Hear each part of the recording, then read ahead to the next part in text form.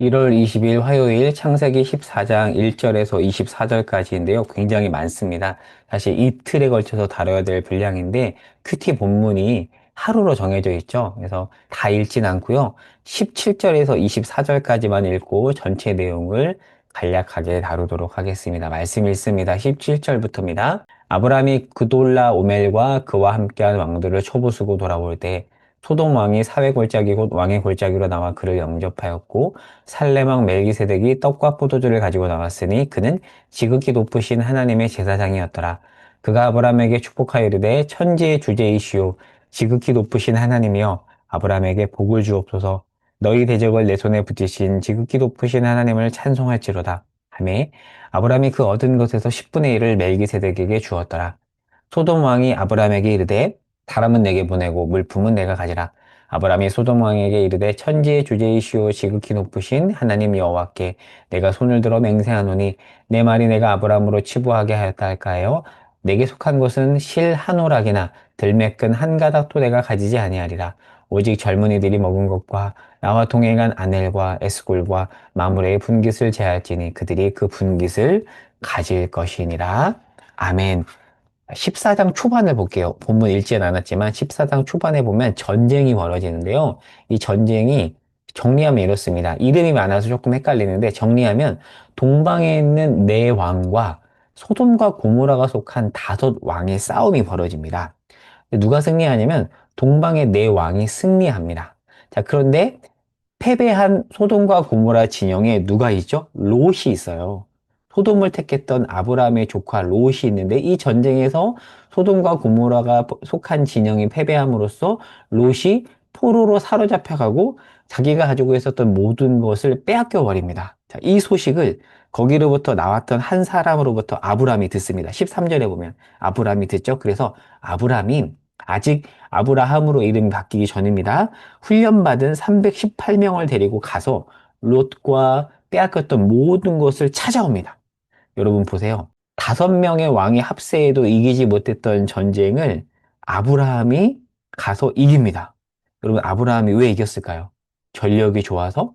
뭐가 출중했기 때문에? 아니요. 하나님의 은혜로 이긴 거고요. 지금 이것을 하나님이 지금 아브라함에게 가르치고 있어요. 아브라함아, 너에게 믿음이 필요한데 이 전쟁, 너가 이길 수 없는 전쟁인데 내가 이기게 해주마. 그럼으로써 아브라함에게 지금 무엇을 받아내려고 하냐면 하나님이 승리하게 하시는 분이군요. 그것을 지금 아브라함이 배우고 있고 그 고백을 하나님이 아브라함으로부터 듣고 싶어서 지금 이 경험을 하게 하는 겁니다. 여러분, 얼마 전까지만 해도 아브라함은 기근을 피해서 애굽으로 갔죠? 자, 그런데 그 아브라함으로부터 지금 한 단계 진정한 겁니다. 믿음이 지금 자라나고 있습니다. 자, 그리고 이 스토리를 볼게요. 이후, 자, 아브라함이 승리했죠? 승리 이후에 돌아오는 길에 패배했던 소돔, 그 소돔 왕이 아브라함을 영접합니다. 그의 입장에서는 자기에게 패배를 안겨주었던 동방의 내 왕을 쳐부순 아브라함이 얼마나 좋았을까요? 환대를 하죠. 자, 그리고 18절에 갑자기 생뚱맞게 살렘 왕 멜기세덱, 유명한 인물이죠.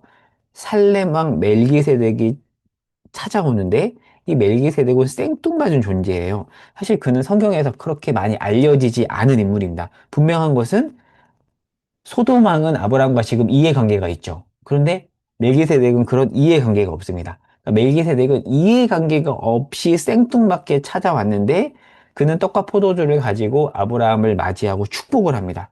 그러자 아브라함이 어떻게 하죠? 멜기세덱에게 11조를 드립니다. 자, 그런데 그에 대해서 18절에 보면 뭐라고 되어 있냐면 지극히 높으신 제사장이래요. 그러니까 이 멜기세덱은 왕이면서 제사장이에요. 신비의 존재죠. 성경에 딱 세 번 나오거든요. 창세기 14장과 시편 110편과 히브리서 딱 세 군데 나오는 거예요. 중요한 것은 왕이면서 제사장이라는 거죠. 시편 110편 4절을 제가 읽어볼게요. 이렇게 돼 있어요. 메시아를 향해서 멜기세덱의 서열을 따라 영원한 제사장이라. 그리고 히브리서에서도 예수님을 뭐라고 말하냐면 멜기세덱의 반차를 따르는 영원한 제사장이라고 이야기를 해요. 그러니까 이 멜기세덱은 제사장인데 족보나 서열을 알 수 없습니다. 근데 여러분 질문해 볼게요. 구약 율법에 따르면 제사장은 어디 지파가 될 수 있죠? 반드시 레위 지파여야 되고요. 레위 지파 중에서도 아론이 1대 대제사장이거든요. 아론 계열이어야만 하는데 이 멜기세덱은 그런 족보나 서열을 알 수가 없습니다. 자, 그런데 여러분 예수님과 연결해 볼게요. 예수님은 혈통으로 보면 레위 지파가 아닙니다. 어디 지파죠? 예수님은 유다 지파예요.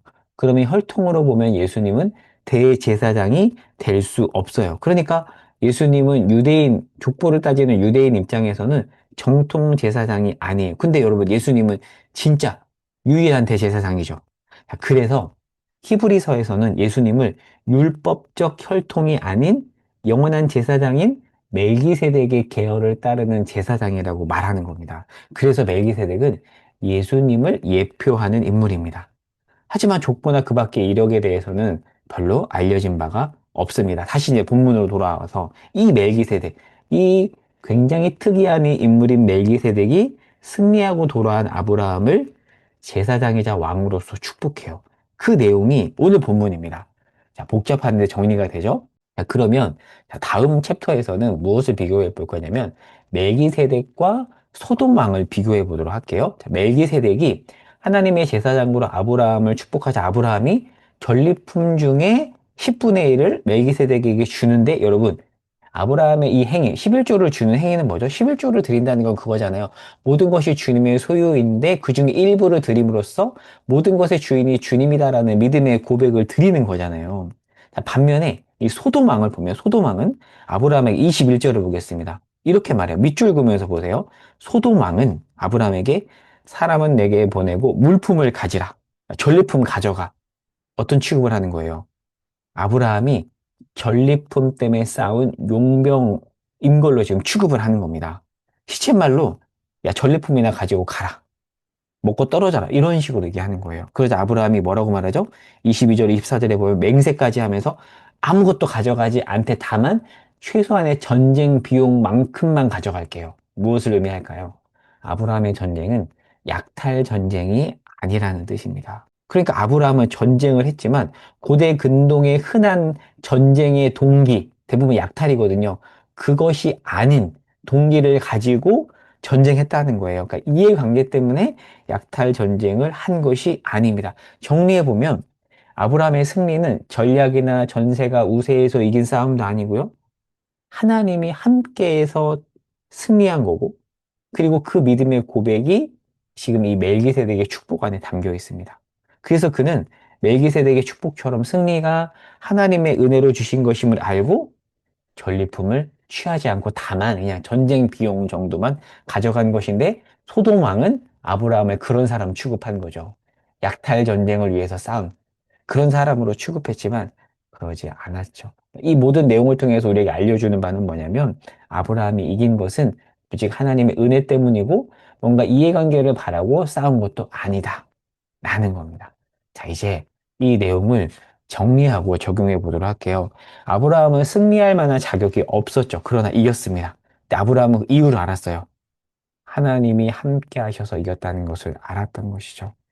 내가 잘해서 이긴 싸움이 아니라 하나님이 함께함으로 승리했다. 이것을 지금 몸소 배운 거예요. 그러기 때문에 전리품에 마음을 두지 않았던 겁니다. 예수님을 예표하는 멜기세덱이 왜 축복했는지 이해되시죠?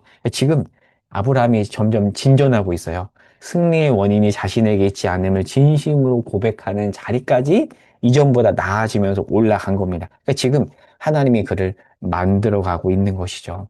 우리 삶으로 대입해 볼까요? 하나님이 우리 삶에 은혜로 허락하신 것들이 있습니다. 그런데 그것을 마치 내가 잘해서 얻은 것처럼, 물론 나의 노력도 있죠. 그러나 하나님의 은혜가 없었다라면 우리는 지금의 자리, 우리가 얻은 것도 얻을 수 없었어요. 우리의 노력도 있었지만 그보다 더 큰 하나님의 은혜 때문에 우리가 얻었고 이 자리에 있는데 어느 순간 우리가 그 고백을 놓칠 때가 많이 있죠. 하나님은 우리가 더 나아가기를 원하십니다.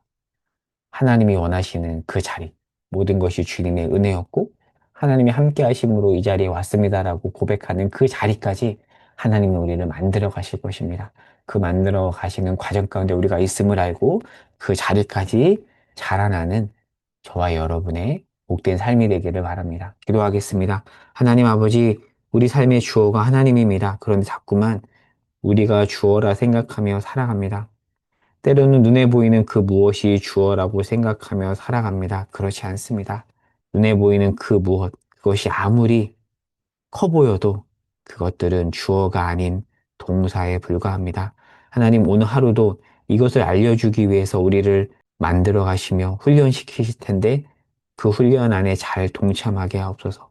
아브라함처럼 믿음의 고백을 드리는 그 자리까지 우리를 인도하여 주시옵소서. 예수님의 이름으로 기도합니다. 아멘.